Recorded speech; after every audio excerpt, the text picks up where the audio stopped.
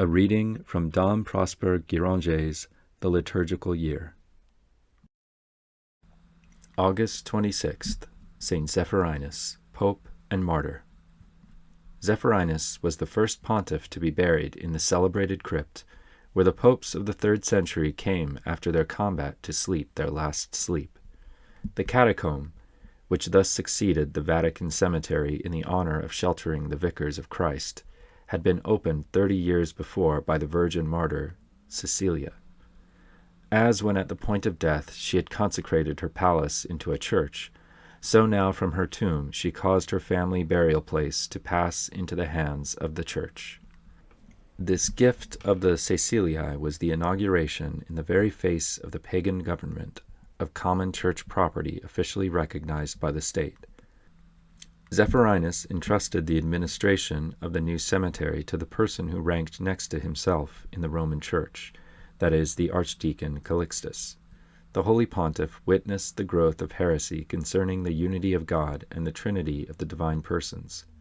Without the help of the special vocabulary, which was later on to fix even the very terms of theological teaching, he knew how to silence both the Sabellians, to whom the Trinity was but a name, and the precursors of Arius, who revenged themselves by reviling him. Zephyrinus, a Roman by birth, was chosen to govern the church during the reign of the Emperor Severus. He ordained that, according to custom, holy orders should be conferred on candidates at a fitting time and in presence of many, both clergy and laity, and also that learned and worthy men should be chosen for that dignity.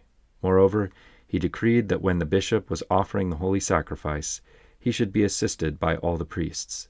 He also ordained that neither patriarch nor primate nor metropolitan might condemn a bishop without the authority of the apostolic see. His pontificate lasted 18 years and 18 days. In 4 ordinations, which he held in the month of December, he ordained 13 priests, 7 deacons, and 13 bishops for diverse places. He was crowned by martyrdom under the Emperor Antoninus, and was buried on the Appian Way, near the cemetery of Callixtus, on the 7th of the calends of September. Victor I was the pontiff of the Pasch, and now also his successor was devoured by the zeal of God's house to maintain and increase the regularity, the dignity, and the splendor of the divine worship on earth. In heaven the court of the conqueror of death gained, during thy pontificate, many noble members, such as Irenaeus, Perpetua, and the countless martyrs who triumphed in the persecution of Septimus Severus. In the midst of dangerous snares, thou wast the divinely assisted guardian of the truth, whom our Lord had promised to his church. Thy fidelity was rewarded by the increasing advancement of the bride of Jesus, and by the definitive establishment of her foothold upon the world which she is to gain over wholly to her spouse. We shall meet thee again in October in company with Callixtus, who is now thy deacon, but will then, in his turn, be vicar of the man-God. Today give us thy paternal blessing, and make us ever true sons of St. Peter.